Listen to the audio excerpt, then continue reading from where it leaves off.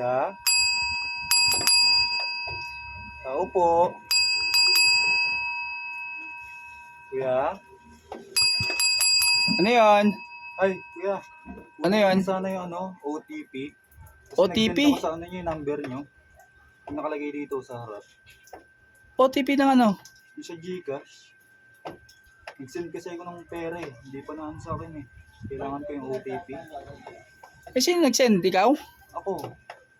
Kanino ka nag-send? Dito nga po dito sa number na to. Sa number ko sinend. Hindi pa napasok eh. Yung OTP sana kailangan eh. Tapos kukunin mo OTP. Ay, hindi binibigay yung OTP. Yung number nyo naman po yun eh. Eh, kahit na hindi Para naman pumasok binibigay po yung yung OTP. pera. Ha? Hindi naman pwede ibigay yung OTP. Bakit naman po? Eh dito ko rin naman iano sa inyo eh. Ika-cash out eh pag pumasok. Wala pa eh. Kahit tingnan nyo kuya. Yung OTP. Hindi naman binibigay yung OTP. Saan ba galing yung pinadala? Doon po sa asawa ko. Wala kasi yung pamasahe pa uwi. Galing ako sa trabaho. Eh wala pa kaming sahod ngayon. Nagkataon na walang pamasahe. Tapos number ko dito ang ginamit mo. Dito, hindi pa Eh, dapat may nakalagay reference sa- yan. Ha? May reference sa'yo. Di kailangan nga po ng OTP. Bago pumasok yung pera. Kailangan OTP. Ipakita mo muna yung ano mo, yung resibo mo dyan. Wala Yung nga pinagsendan po eh. mo. Kailangan nga ng OTP nyo. Eh, hindi pwede ibigay yung OTP. Baka mamaya alam mo ano yun eh. Siguro nakikita nyo naman ako dumadaan dito eh. Hindi ko nang gagawin. Ngayon nga lang kita nakita dito eh. Paano dumadaan? Yan lang po ako nagtatrabaho. Sa likuran nyo dyan banda. Eh kaya nga, ipakita mo muna yung resibo mo.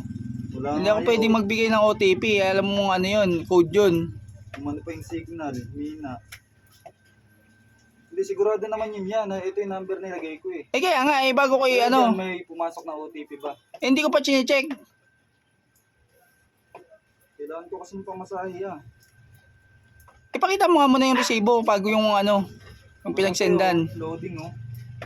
Eh, hindi ko pwede ibigay yung Hindi ko pwede ibigay yung OTP basta-basta. Kung ganyan. Sigurado naman na yun nilagay ko eh. Lulukoyin ko ba kayo kuya?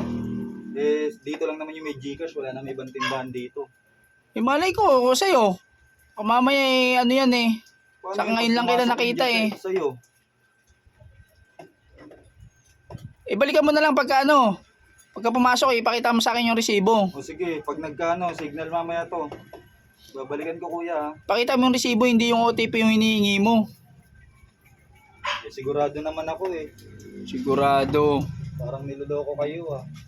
Hindi naman binibigay yung OTP. Pakita mo yung resibo bago kayo cash out. Babalikan ko mamaya. Gulang talaga tong mga to eh. Gumagawa naman diskarte eh.